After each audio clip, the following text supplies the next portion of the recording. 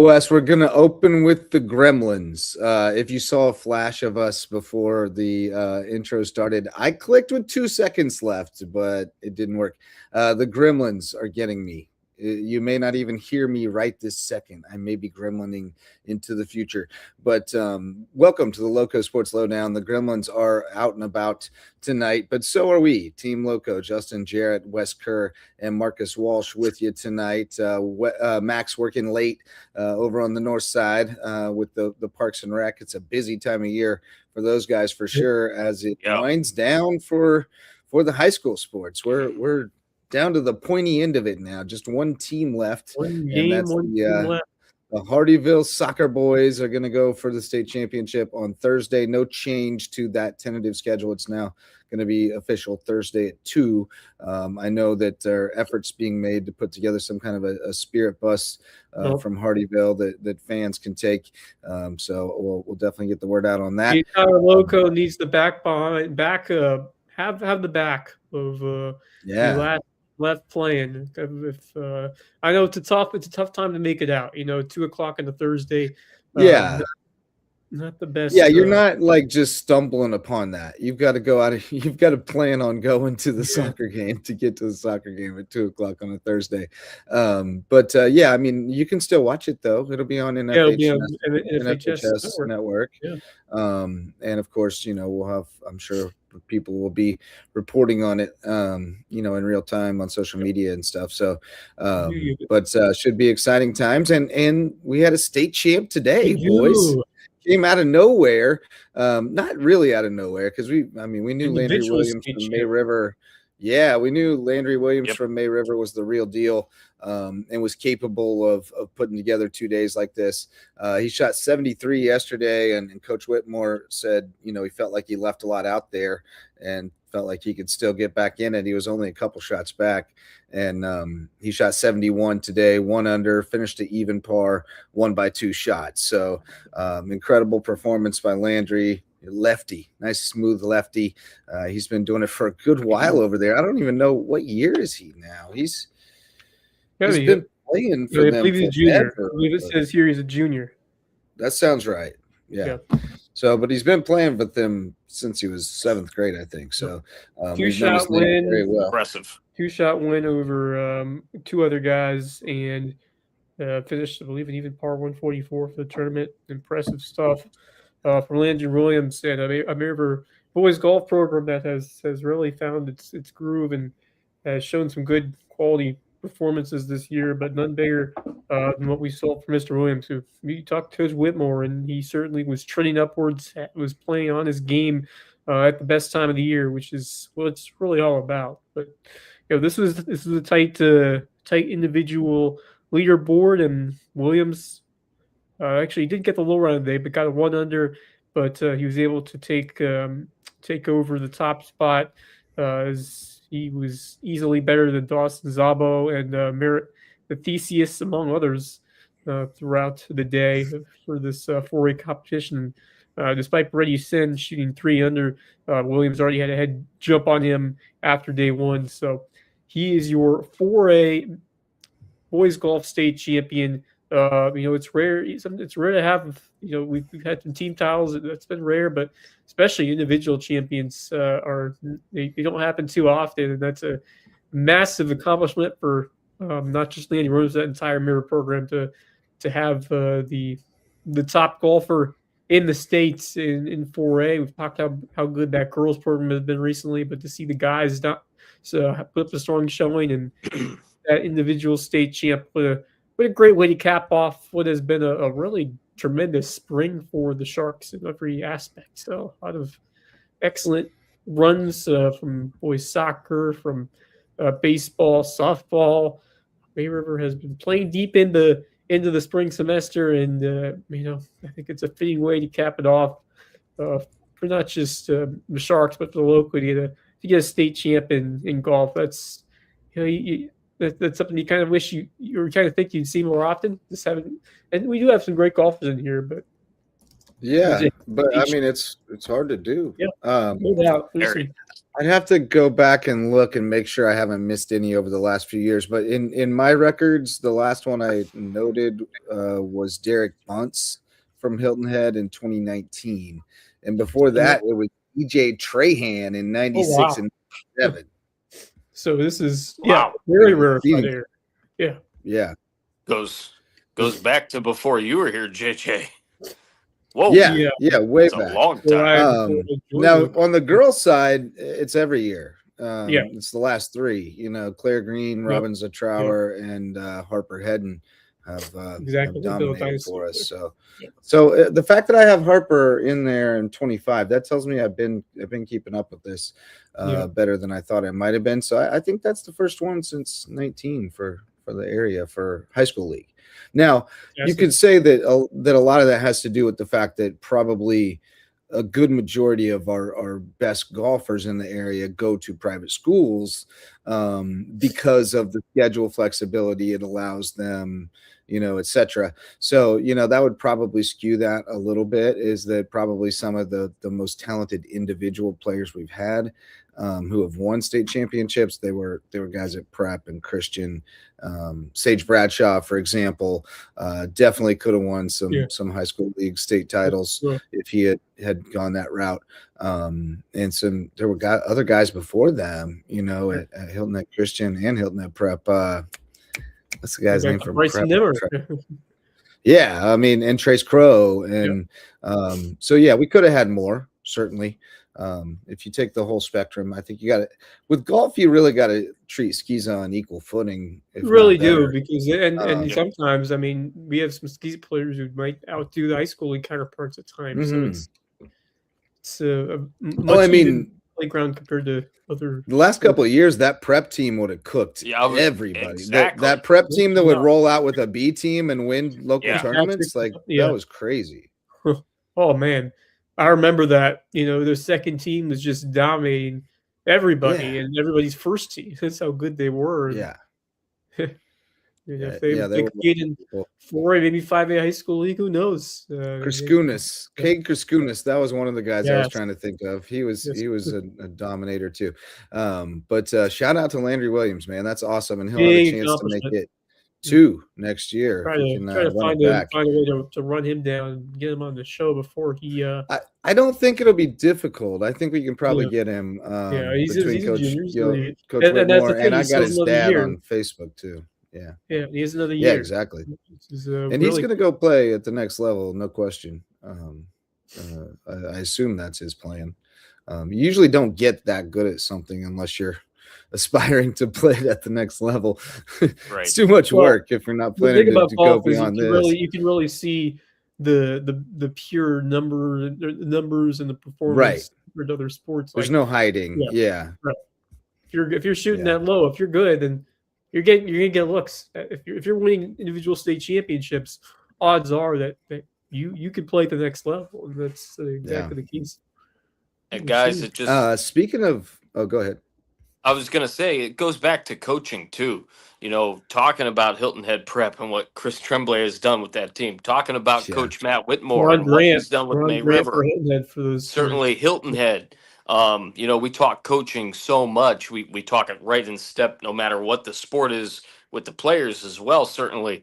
But there's so many great teams. And I think just this year in general, obviously we've had our moments where we've talked about certain sports and kind of even certain athletes not being quite up to par as normal years. But just in general, with the fact that we've got one team left in the Lowco spring season and for the entire school year, it's been a great year for a lot of great players, a lot of great teams, a lot of great coaches, and a lot of great people.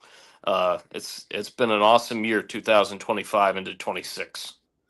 Yeah, I would agree. Obviously there's just like anything else, there's some that are like, man, ready to turn the page on this year and get on to next year, and there's others who are trying to keep it rolling, overall it's been a really fun year, and hopefully the Canes can cap it off for us on Thursday with the title, a revenge game against Dixie after losing to them last year in the championship game. So we're hyping the Ville.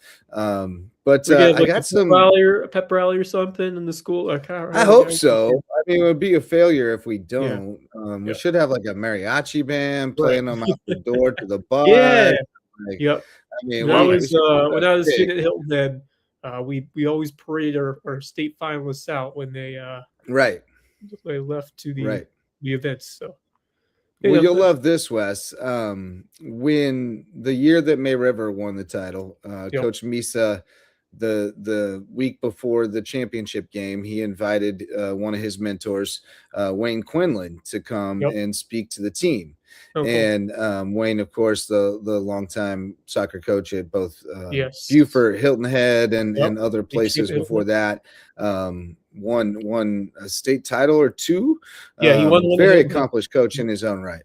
Yeah, very accomplished coach in his own right. And he came and spoke to him. And, of course, the Sharks went on and won the game. So today, Wayne Quinlan came and spoke to the Canes because, you know, Misa's not superstitious, but he is a little bit stitious. So he had to make sure he did things the right way again.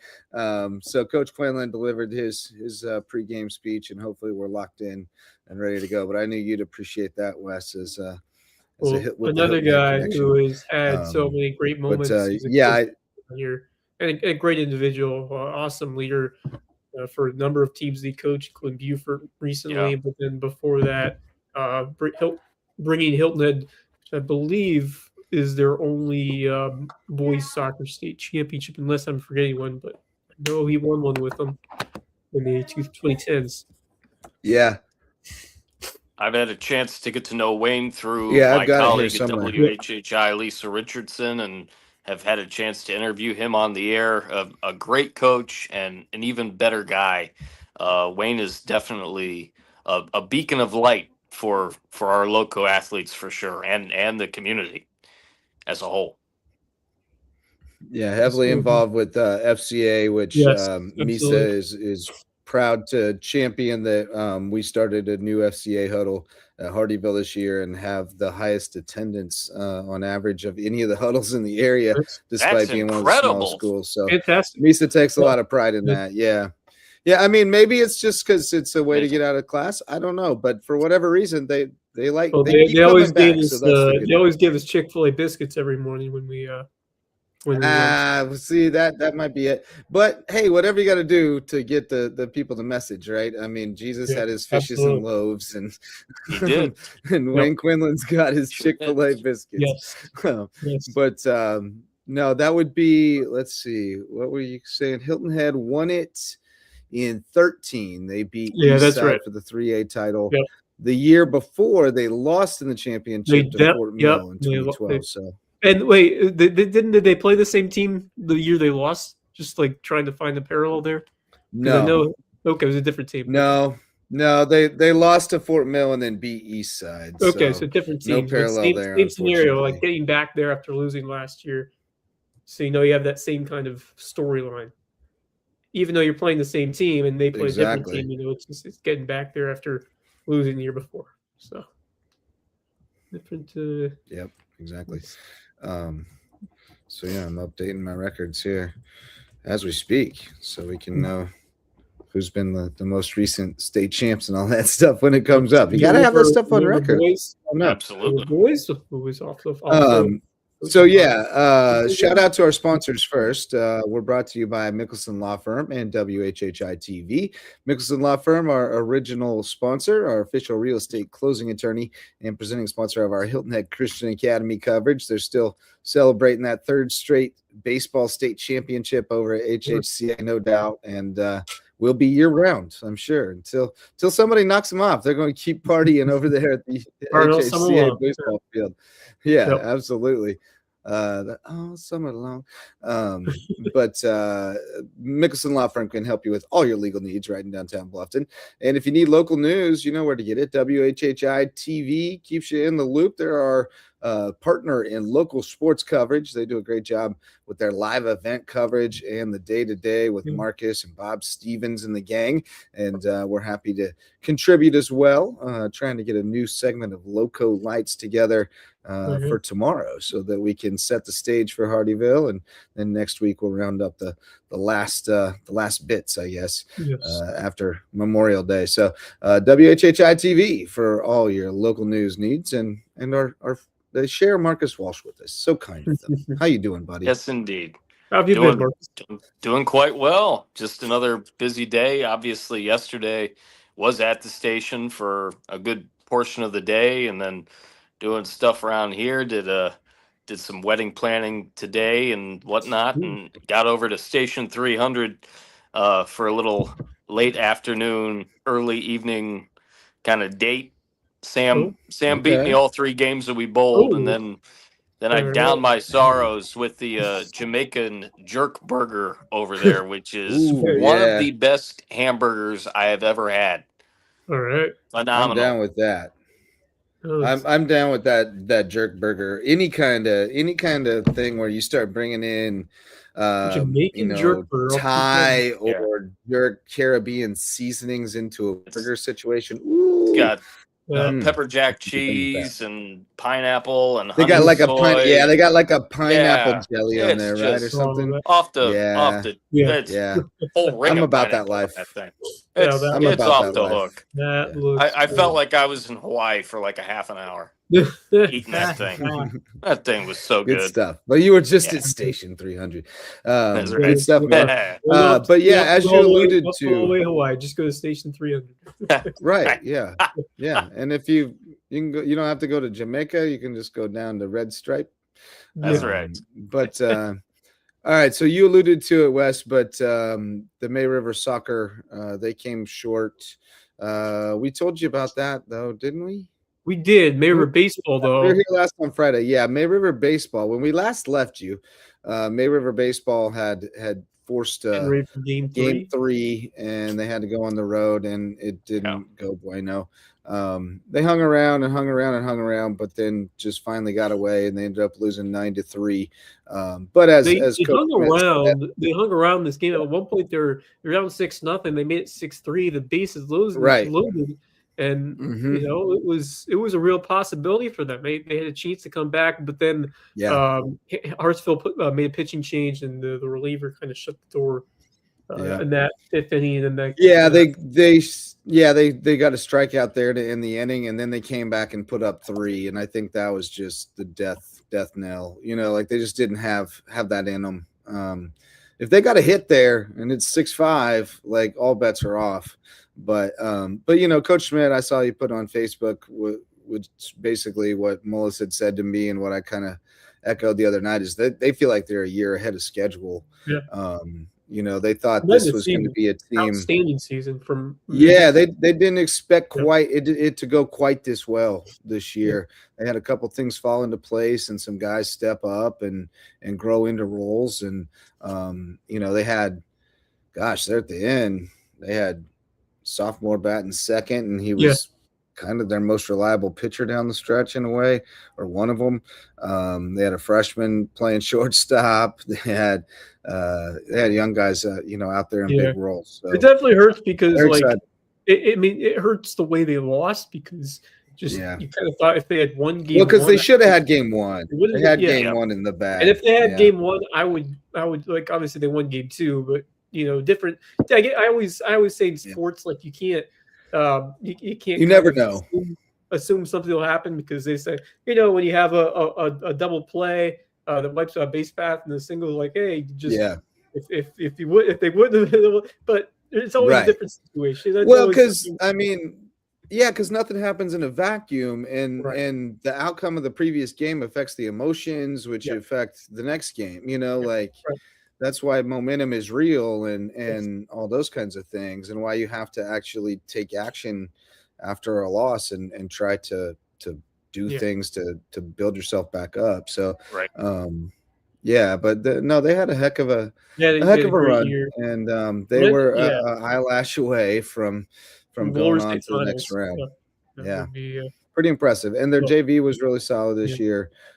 So they've got a good pipeline going, which everybody around here about does at this point. Like there's They a do. lot I of mean, good talking about baseball Hilton Head, players coming they had through. a strong year. Hilton Head, competitive, and certainly just they were in a tough draw in the bracket. But if they would have gotten that second seed, Bishop England Well, again. and they had Gilbert beat in game 1 and let it get away. Yeah, remember? they had one slip away as well. So yeah. if they win that game, all bets are off too. They might still be playing. So they're going to be good for a little bit, and so is May River, and Bluffton is getting better and better. They got a lot of good young talent coming. But Bluffton for sure.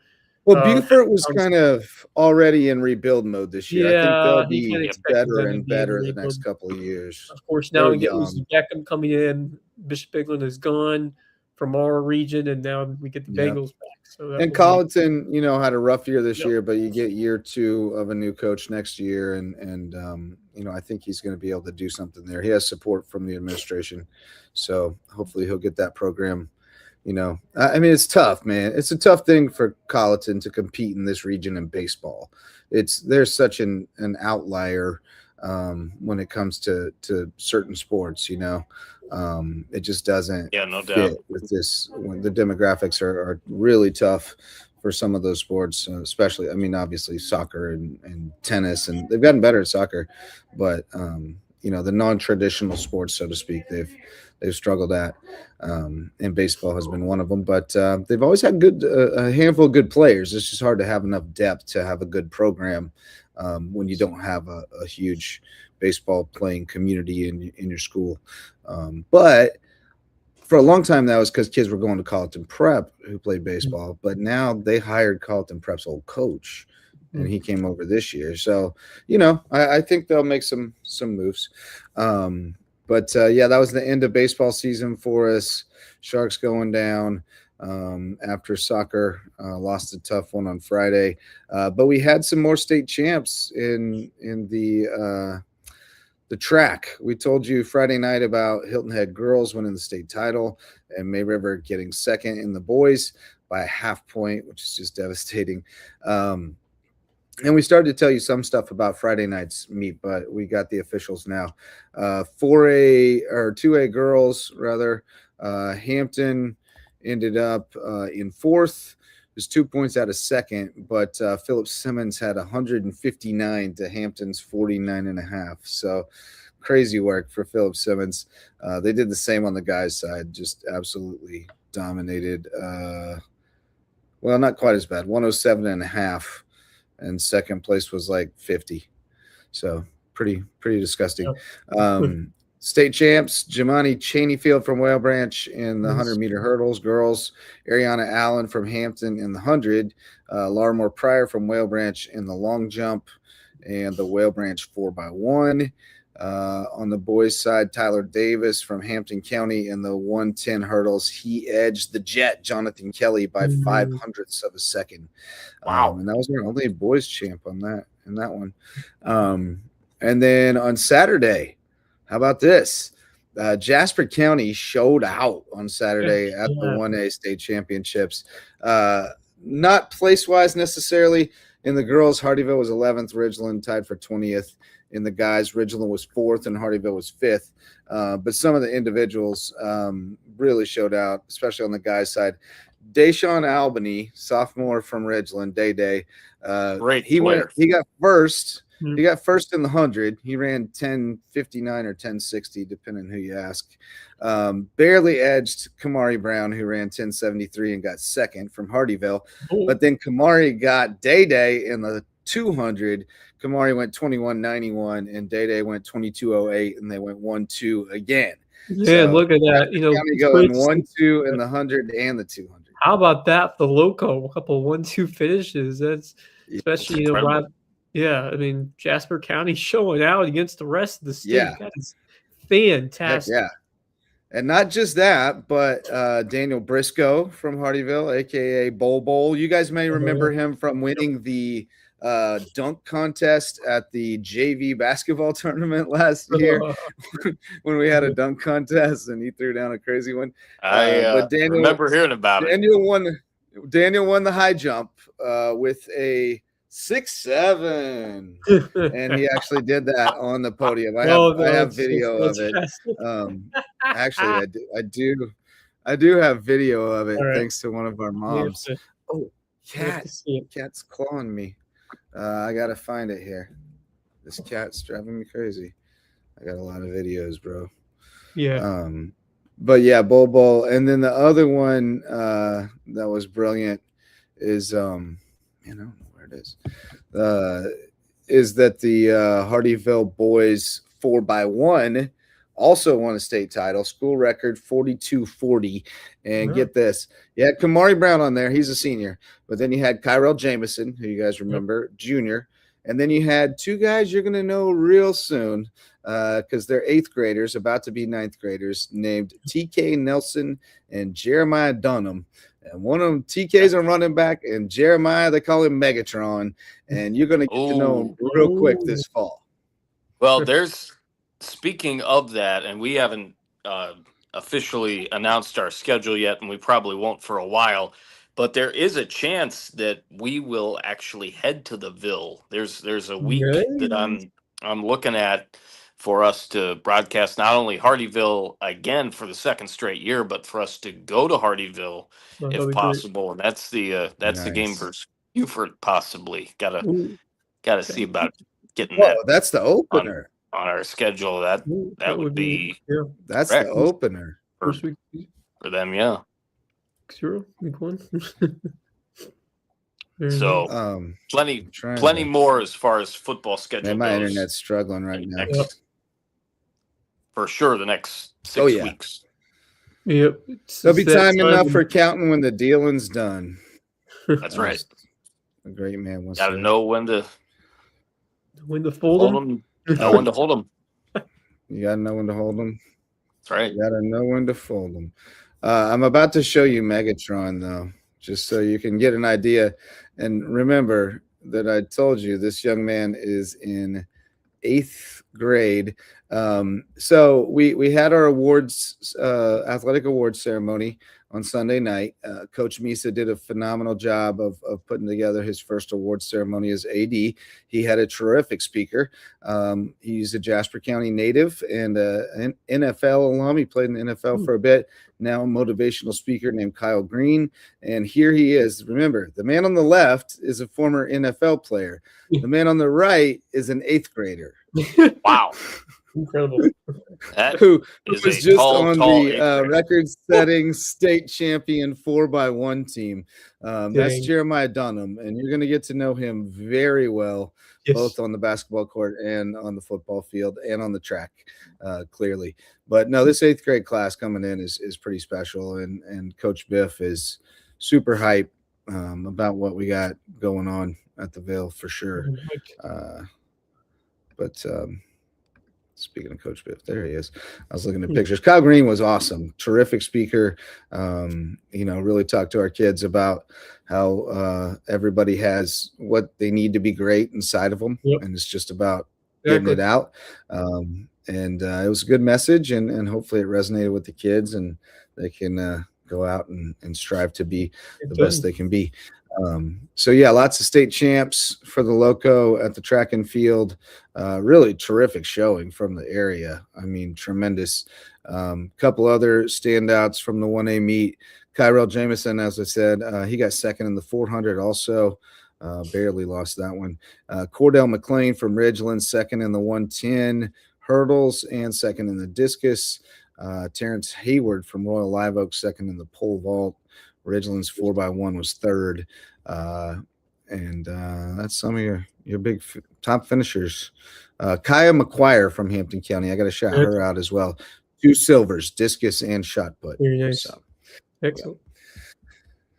Yeah, man. Good showing by these 1A standouts. They deserve a lot more love, from all that they have done this spring. But to see them produce some performances like that after all they've done to like since the early parts of the spring to get to the level they are now, and it is such a grind as a cross country runner. I understand how much of a grind it is, especially for track, and how much of work that is put in by everyone involved, and how the coaching staff has to do their part in getting these kids to be in the best shape and in the best possible conditions as you get ready for the state championship meet. And shout out to all the coaching staffs who have obviously done a phenomenal job with both Ridgeland and Artyville.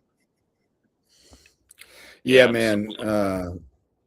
Coach Alexander, who coaches football, I believe, is the head track coach at Ridgeland.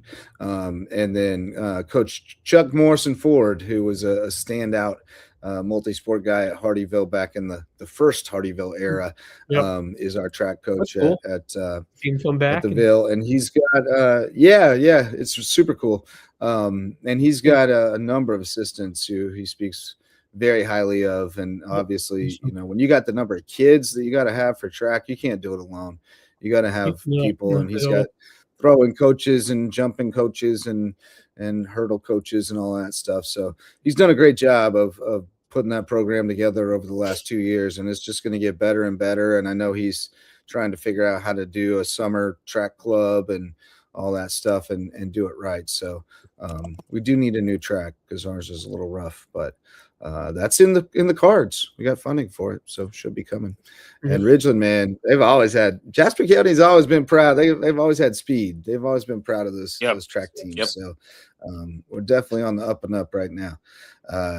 But that is like it for the season, except for the Hardyville boys who soldiered on with their 2-1 win in overtime over Charleston Math and Science, an incredible goal to win it. And have we looked at the highlights of this from Buford's Own?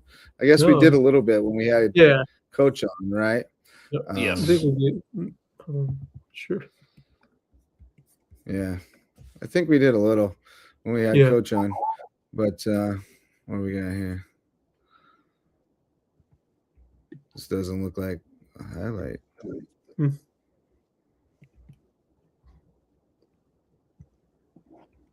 thought this was highlights. Here we go.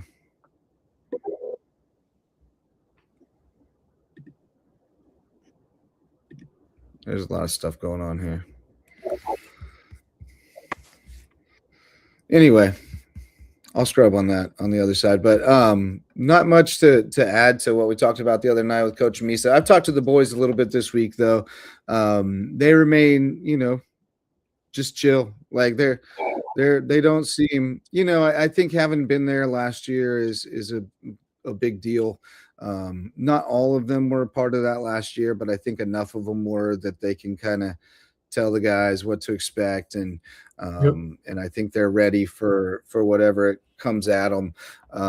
Certainly they'll be better prepared for Dixie's style of play than they were last year. They didn't have a real good scout on them last year, and now they played them head up, and Coach Misa watched that game last year from the side, so he has a real good idea of how he wants to play this game, and he'll communicate it well, and it'll be up to the boys to execute. But I feel really strong about it. It's and then the motivation factor that can go either way, right? The rematch factor. I don't know how that plays out, but I have to think that it works in our favor overall. Well, from what you've said, I'd rather be the team that lost last year than the one that won last year, I think. Yeah.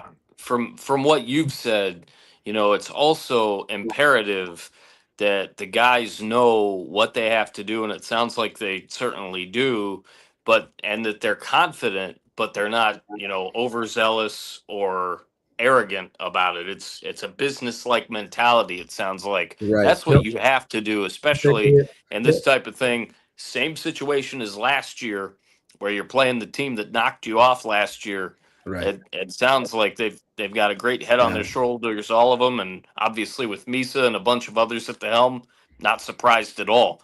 So that's great stuff to hear, and good luck to the guys on Thursday afternoon. Yep. No doubt. Yeah, man. It was pretty cool to see Kevin Sanchez at school and go, "Hey, that was your corner?" And he's like, "Yeah." And I was like, "And that was your head, Macho?" And he's like, "Yeah." And I was like, "Ah, I love you boys. That was awesome." But no, it's great, and I do think that you're right, Marcus. They won't go in there. I think they went in there a little bit cocky last year, if I'm being honest. Like I think they felt like, nobody can beat us, and I think they really thought if they got through the lower state that was they had it in the bag once they got through the lower state, and that was not the case. But I think the humility that came from that day is what's going to be the difference this time. I think that they're the team leaders remember that feeling, and they know that this team is very much capable of beating us if that lies on the seniors and the upperclassmen, because of that's need to deliver that message and have that motivation. And we have 12 of them. Yep, and that's exactly big deal. Yep. Now, not all of those seniors were on last year's team. A couple of them are newcomers, but nonetheless, 12 seniors. So, and one of the new ones is Caden Russell, the Jamaican kid from New York, and he's completely unfazed by anything. Like, that kid is just the coolest cucumber I've ever known. Just totally chill, man. No worries, man. It's a really fun. He's wonderful. Don't worry, be happy. Absolutely. Yeah. I love it. Cool kid. It's a cool bunch of dudes, man. And I love how I had to learn Spanish so I'd know what they were all talking about. Somebody from just different nationalities that have bonded together on this team, and it's an awesome sight to see. And I really hope they're able to get the job done this year and enact some revenge on the Hornets of Dixie. I think it should be a terrific match. And I thought they outplayed them last year. Just the goals just couldn't come in favor. And you hope they get the better of the deal this time. And they play a good match, and the result reflects it, because sometimes the result doesn't reflect it, because that's how soccer. That's how soccer goes sometimes. We have seen many of those situations happen. And it was a tough. The excitement of soccer. It was an unjust result last year. I agree completely with that. I thought Hardyville outplayed them by a pretty clear margin, but not on the plays that made the difference. And that's what it comes down to. Lucky bounces, advantageous calls, etc. Was that? By the way, keep going. I'm looking up something up, but I was didn't mean to interrupt you. No, you're good. Just wanted to give final thoughts on that Hardyville. I did finally get the game winner, the ultimate game winner up here. There we go. We'll give it a little bit of second extra time here. There we go. Corner kick. Kevin Sanchez Lopez into the box. Gets by the keeper. One Camacho Maldonado's head. Puts it into the back of the net. Great call by our good friend Javon Livingston, and shout out to all the work that he has done this year. I'm so glad he was there for this game. But I had made my day. Some big news. I just came across.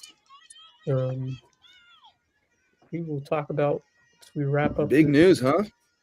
Yeah. So Hardyville back in action. It'll be Thursday, 2:00 at Memorial Stadium in Columbia. Against Dixie. What do you got, Wes? You got big news? Our very own Octavio Lawrence with a 6-under performance, which, if I'm looking at the leaderboard correctly, that puts him in a tie for second place in this Division II men's. Holy heck. Just 2 strokes behind Columbus State's Ian Pinar. He is tied with because he shot 70 yesterday, right? Yeah, and then he shot 600. Now it says he only was through 15 holes. So did they? Maybe they made. Oh, I guess they didn't finish, or is he still going? Or It might still be in action if it's in. It might be. I don't think you finished Yeah, they might late still be last going. night. It's only 6:42 on the West Coast, and they might still Yeah. be playing right now. Yeah. Where are So they playing? Very well Oregon? be. they are in the Nevada. They're Nevada, so they must still be playing. Nevada, that's right. They could be. Yeah, because Octavio Lawrence says he's through 15 holes. He still has 3 holes left to play. So he might still be going. Sure enough. Yeah, is it two Yeah. or I think it's 2 hours difference Yeah. from here to Nevada, right? Nevada, I believe, is 3, maybe.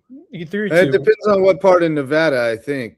That's Boulder, true. Possibly. Boulder City, Nevada. I don't know, because I think like Las Vegas is all the way West Coast. Yeah, I know that's Pacific time. Pacific time. Yeah, Pacific Daylight Time also for Boulder City. So they're 3 hours Okay. behind. 3 hours. Yeah. So yeah, he's got time. Yeah, full daylight. So yeah, Laurent shot 70 yesterday, and he had a currently today because he shot had 6 under. He has shot 6 under Yeah. today. He went 5 under in the first 9. He's not bogeyed so far. he was today. 5 under in the first 6, brother. Wow. I got Good his scorecard. Night. I got his scorecard up. He got off to a red hot start. But no, yesterday was really colorful. He had red and blue all over the place and came out at 2 under. And then today he came out blazing. 5 of the first 6 he birdies. Then he cooled off and made 6 straight pars. Got another birdie at 13 and 2 more pars. Wow. So he's got 3 holes to play. Par 72, you know, I mean, you got a par 5 coming here, although it's 635 yards. But he birdied it dang. yesterday. Yeah. Sheesh. So he could go 65 here. 64 even. Good going, perhaps. young man. Yeah. 2 Outstanding. shots back of the lead right now. So he's in this thing. Yeah, tied for That's second, great. 2 shots back. Yeah, man. Oh, yeah, whatever he had, whatever kind of protein bar he ate before the round, get me a box You're of doing those. it again tomorrow Yeah, for the final round tomorrow. absolutely. Yeah. In good shape. So Octavio Laurent, we already had a golf champ today with Landry Williams coming back in this final This would round. be So a national perhaps Octavio champion. Laurent. Yeah, that would be outstanding. Good stuff, Wes. Good catch. I saw that he had a good round, but that second round blew it out of the water. And then I came across some other cool notes. I have uncovered a few recruiting developments. Sean Mitchell, football running back, May River, signed with Brevard College in North Carolina. Another Lowco guy going up there. Isaac Smalls from Battery Creek, previously Beaufort, going to Westminster College, which I got to look where that is because there is a Westminster College. And that's not it. And I know that because Westminster College in Missouri doesn't have football. But that's where I got married, was at the Churchill Memorial at Westminster College in Fulton, Missouri. New Wilmington, Pennsylvania. That's where Wilmington College is, where Isaac Smalls will play his ball. Ryan Mayers from Cross signed to play softball at USC Aiken. Going to be a fire ant. And Trent Luchtefeld from Cross Basketball signed with UNC Pembroke. So we could see him come through the Cove over the next few years because we've played them past couple of years, I think. So I see him again. And then, of course, Amari Patterson took his official to Georgia. If you're on social media, you've probably seen it because there's posts all over the place, pictures galore. You know how they do. They go on the official. They get to put on all the stuff and pose for all the photos. They get the lights on them, all that. They get the ice down. Oh, yeah. So it's all out there. AP is going to go wherever AP wants to go. It's pretty cool. It's pretty cool. You know, That's how you're supposed to play the game. Yeah, it's rare to have that kind of high octane recruit or high, someone who has that kind of notability at this point is rare, and so right. Yeah, absolutely. Let's see here, and then my one other cool note. Let's get a cease. I'm trying to look up the team, but Oh yeah, Assis Basket. So you guys remember Nigel Boozer, Yes. Hooper from Ridgeland? Went off and played a couple of different places. Just kept finding a place to hoop and growing his game. He's jacked now, absolutely jacked. But he signed a professional contract in Brazil. Nice. With it's called Assis Basket. The team was founded in 2002, and he's going to be joining Assis Basket. So whatever, man. My man gets to go live in Brazil and get paid to play basketball. Can't beat that. I think Ryle Owens has really paved the way for some more guys to play for sure ball, or just like travel the world playing ball. Well, and I know Nigel's one of the guys that he has kind of tried to take under his wing and help him figure out how to keep playing, year after year, whatever the situation was. How do you keep playing ball? How do you keep advancing? How do I try to get to where you are? And so he's on his way now. And again, I mean, you're a young person, you're in your early 20s, you just finished college, you get to go live overseas and play ball for a little while. I mean, do it while you can is definitely my philosophy. Yeah. Especially traveling when you're young. I think that's such an important opportunity whenever you're able to go abroad. I've definitely had the privilege, I will say, to do that. Whether it be like for baseball trips, seeing a couple of stadiums here or there. Obviously, I've got family that lives in Europe. Went there in college. Went to Costa Rica in college. There's nothing like traveling and getting that experience and just learning. Yeah, world is wide open.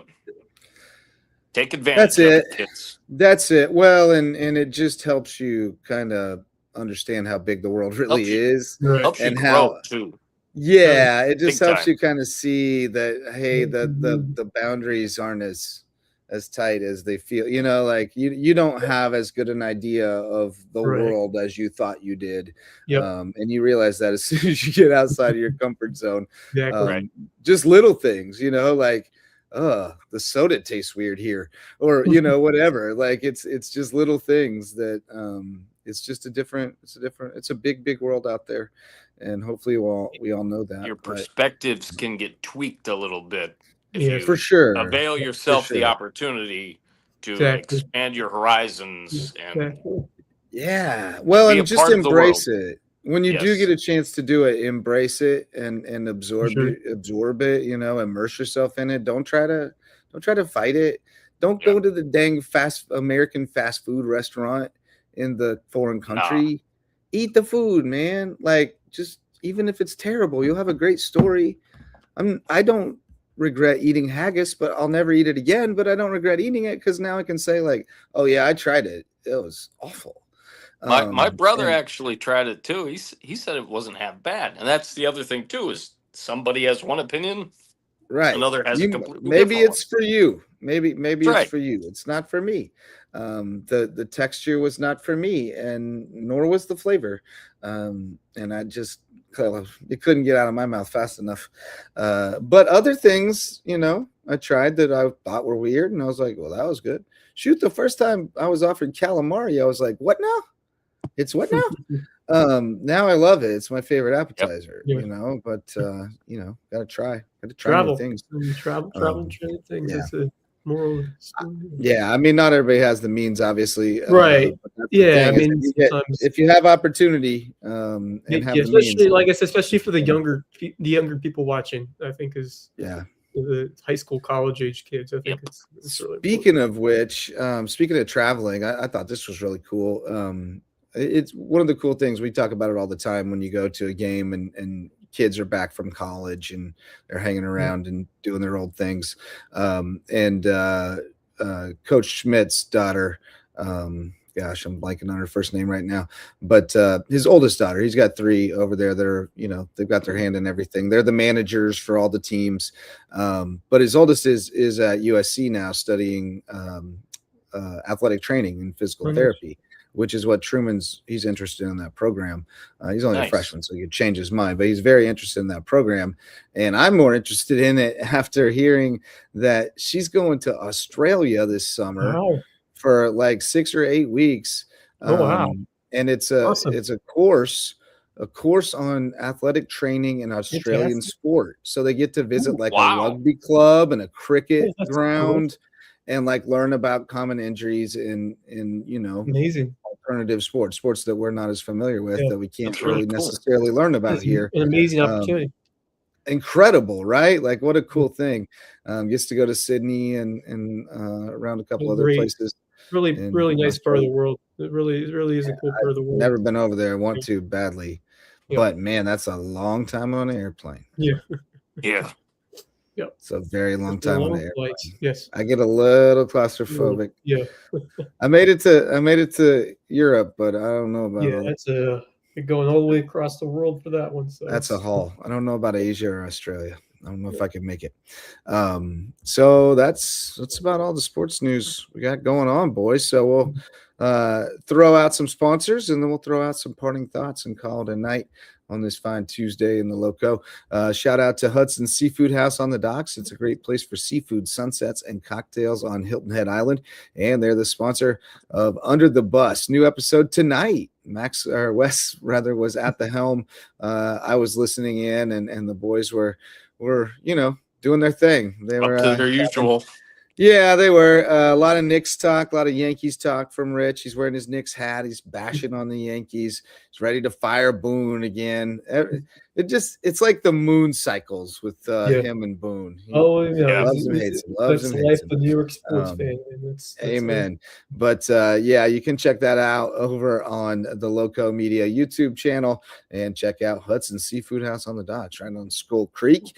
We also got HHI Windows and Doors. They want to improve your view of the Loco. Our old friend Coach Barron from Hilton Head Prep hung up his whistle, and they got his new replacement with Doc Archibald coming in down in Sea Pines. But Coach Barron's now helping people improve their view of the Loco at HHI Windows and Doors. If you need a personal injury attorney, we've got one with a rare name, but they provide remarkable service at Twinge and Twombly Personal Injury Attorneys in Beaufort. And if you want to take your skills on the mat to the next level, you got to go to Reverence Wrestling Club, the official wrestling sponsor of LowcoSports and presenting sponsor of the Loco Grind podcast. And if you need a haircut, or if you don't, head over to Jay's Barbershop in Ridgeland. It's the place to be, Jay's Barbershop. And now for our parting thoughts, Marcus Walsh, what you got, buddy?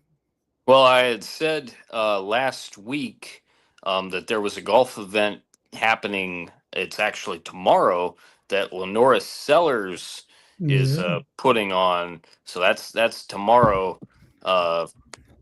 See if I can open up the article while I'm waiting on that, hopefully to open up. Speaking of the Cavaliers and Knicks, it is 77-64 Cavs with 2:56 remaining in the third quarter. Cavs got out to a hot start shooting the basketball, and then they went ice cold for about 5 minutes. The Knicks had the lead last time I checked, and now the Cavs. And the Cavs have come out. They played strong towards the end of the first half, and it's been Cavs definitely in command here in the third quarter. A lot of talk tomorrow among the New York sports reporters. No question about it. You need to come out flat like this. And then the whole debate about, did they have too much rest after that sweep over Philly? 9 days. That definitely may have something to do with it here in this game one for sure. Cleveland Guardians made a couple of switches to their lineup, made a switch to their starting rotation in terms of order, and now they just can't lose. They beat the Detroit Tigers 4-3 today, and all they had to do was, put a couple of guys in the number 1 spot in the lineup. They moved Stephen Kwan down to the 6 or 7 spot in their order, which is something they could have done about a month ago, as far as I'm concerned. Did a little jostling around with their starting rotation. And I've never been one, that has said, that Stephen Kwan shouldn't play. He's a tremendous. He just doesn't need to hit leadoff. Tremendous outfielder, Gold Gloves the last 4 years. But hit him 6, hit him 7, Hit him 8. 9, bro. He's not going to hit 9, and I will tell you why. By the name of Brian Rocchio. Brian Rocchio is like a second leadoff hitter hitting 90. Yeah. He is excelling. Well, I mean, that was my idea. So you hit him 8 then. You hit him 8. Sure. And Austin Hedges has been great towards the bottom of the order. Everything is turning up roses right now for the Cavs and the Guardians, which certainly makes me happy, and I'm sure it makes my my cohort and your guys' as well. Bob Stevens very happy for sure. I wasn't able to get any other information on the golf outing or the golf event rather that Norris Sellers has tomorrow, but it's in the state of South Carolina. And from the little bit that I could read about it heading into tomorrow, it sounds like it's going to be pretty cool. Yeah. So that's definitely big news as far as that goes. I did hear one other thing, and I can verify it here in just a bit of where I saw it. But you talk about Hilton Head Prep getting a new basketball coach for the boys team. They've got a new one for the girls team too, in Blake Henry. So they're going to be loaded up and ready to go. I mentioned that, we're working on our schedule for football and, sales and whatnot. Got a bunch of things obviously in the works over the next month or so. And looking forward to bring more details as they come available in the next handful of weeks or so, because really we're going to try to get going, I'm sure, into more detailed football discussions in about a month. Because depending on when we start, with the schedule being the way it is, a lot of the SCISA regional games that we would cover are very early in the season. Right. And then the high school league games, those matchups are a little bit later on. So we may have more games than we've done in quite some time this year. I'm counting on us having more than we've done in quite some time. Looking The forward most to I've seeing done what you is guys do. The product has been raised every year Yeah. over WHHI, and looking forward to it's going to look a little bit different, especially in terms of the folks that we have with us on the production side. Obviously, losing Joe Keith was hard, but he'll be coming back to the area, and hopefully we can get him to do some things. And I'm working on another project, possibly getting him on board with. So he'll be around because he still has a bunch of family in Beaufort, born and raised there. So things could very well look a little bit different in terms of the names that you see on our crew for this upcoming year, but plenty more time to delve into that and for us to figure all that out. But we'll have more details in about the next 4 to 6 weeks, and that does it for me. All right. 10-4. What do you got, Wes? Well, we've talked all the time about not giving up and playing all the way down to your last out. Well, here's why. One of the craziest comebacks in baseball or softball history just happened in the NCAA regionals, and you got to see it to believe it. Payoff. Ole Miss and Texas Tech. Into right field and not It's being bananas. shut out. One of the greatest Texas rallies Tech, they get ever. their Down first run of the 8-0, game. 2 outs, bottom 7. Down to their last She sends out. that one flying into center field. It's out of here. A 2-run shot. One, now it's Win 8-3. Their home run. legendary Jackie stuff Liss here. puts up 2 it's more. Texas It's Tech. now 8-3. Estimates all we have Two said. outs on the board. All Liz you have finding said, this in the Justin, deepest part of the field, about dead how you center. love seeing your players Exits the battle, ball yard in even a when they're hurry. down. Yeah, you just keep playing. The last out. And this one Exactly gets what through the happened. 5-6 hole. A diving Ryan Starr couldn't Keep stop playing. it. Make them make And plays. this is all happening. Yep. This one, And then the snowball, man. It's just Starr. everything's just an And inch too Jazzy far, Barnes you at know. third, Williams at first, runners at the Yeah. corners, 2 outs. It's crazy Ira how the game Aycock just getting ready, just such a didn't need stupid it, and game. again pulling it once more. Another run driven in, and now And cutting the goals. lead in no half. clock, man. You can't just run the clock out. You got to get us out 21 times. Decreasing the size of the game. These are really is what we love fundamental about it. swings, hard contact swings. Just And they had just been CNI there. single. Tremendous. That one called for a strike as Yeah, I was gonna Spearman say, tossed that's the a- bat confidently. That was an awfully thinking that confident was bat ball toss four. on a good Yeah. pitch. I mean, can I say that pitch has been called That's a ball all strike. game? Yep. It's a strike, though. Incredibly tight strike zone here. That's Going a ball. inside, and that's ball 4. Almost got her. Yeah. So now that loads the bases. And how this inning started was Lauren Allred and a single. Now she's got an opportunity to tie up this ball game. Look at the location of this pitch. That's a good take, though. Yeah, very good. You got to decide early, because the only way you're hitting it is catching it out front. And then we go grand salami, and we're tied up. Goodness! Grand slam! Crazy. But that, Crazy. they went on to win it in the extras, and then they had to beat Ole Miss again and to win the regional, and now they're head to supers. So tremendous story. Never out of the game, especially in baseball or softball. No clock. You gotta get all the outs. And That's right. and if you still have a chance, just find a way to keep those good at bats going and get runners on. You never know. That's the beauty of it. So congratulations to the Raiders of Texas Tech, and look forward to seeing how far they can take. It's been a great regionals as a whole in softball. It's tremendous. Oh, yeah. And the supers are usually even better. So definitely looking to catch some of that. My other parting thought features a guy that if you were watching way back in the day, you probably recognize the name because he was a champion right here in our neck of the woods at Congaree Golf Club back in 2021 when he won the Palmetto Championship. That's Garrick Higo, the South African. Yeah. He was over the weekend, but not for a good reason for him. He missed his tee time. So according to the rules of the PGA Championships, you miss your tee time, you are assessed a 2-stroke penalty, and that penalty was extremely costly because guess what? He missed the cut by 1 stroke. And so, and as a result, he ended up firing his caddy. He got rid of his caddy as his tournament came to an end. Just crazy stuff there. But it's as he said, the rules are if you were 1 second late, you're late. I was obviously there on time, but late, 2-shot penalty, and then 5 minutes from then until you are disqualified. So.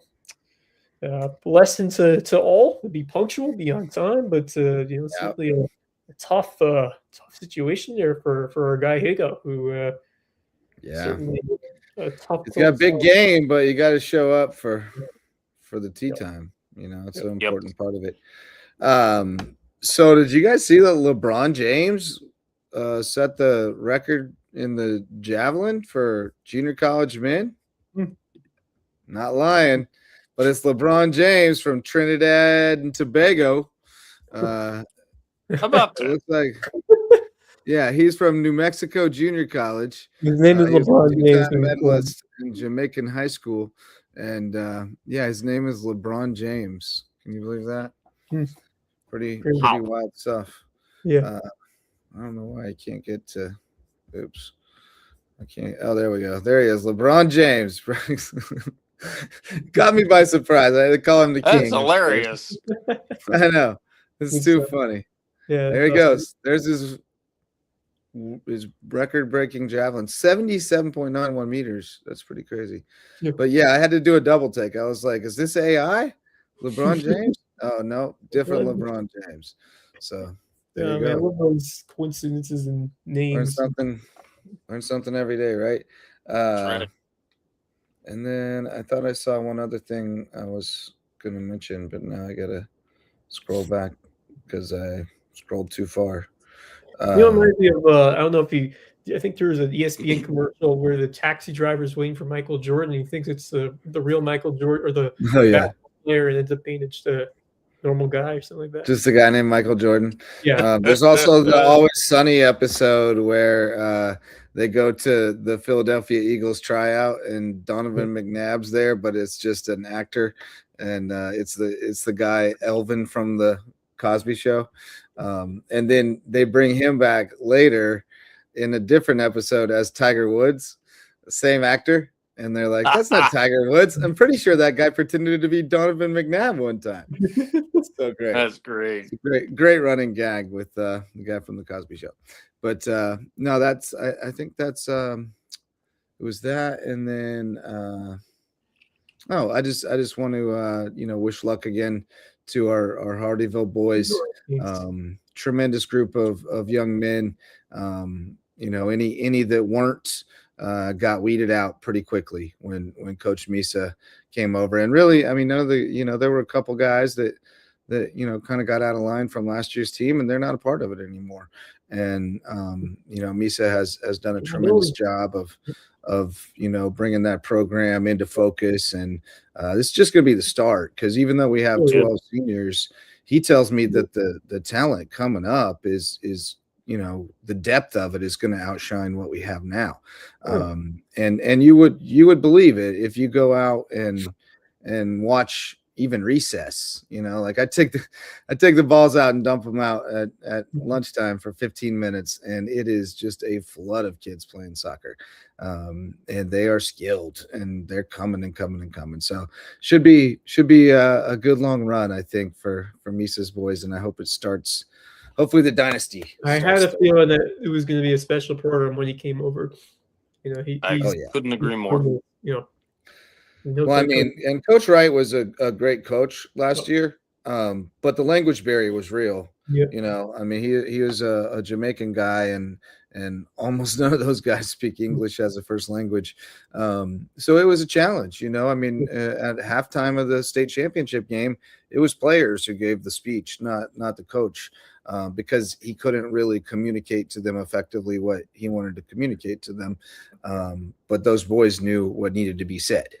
Right. And Misa knows what needs to be said, and he can communicate it to them. And that's a benefit he definitely has.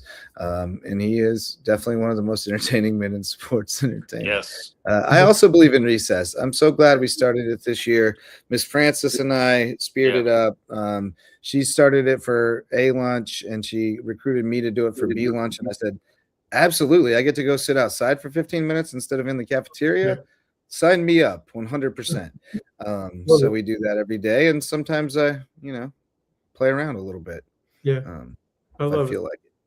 Most of the time I sit in the shade on my chair and let them play. But all right, boys, good stuff tonight. We will be back, I suppose, Thursday night after the Sharks play a little afternoon delight up in, not the Sharks, the Canes. The Canes. Afternoon delight up in Charleston or Columbia. So good show tonight. Thanks to all of our sponsors who make it possible. Thanks to you for showing up to listen or watch. We'll see you on Thursday night. For Marcus Walsh and Wes Kerr, I'm Justin Jarrett. Till next time, go Loco.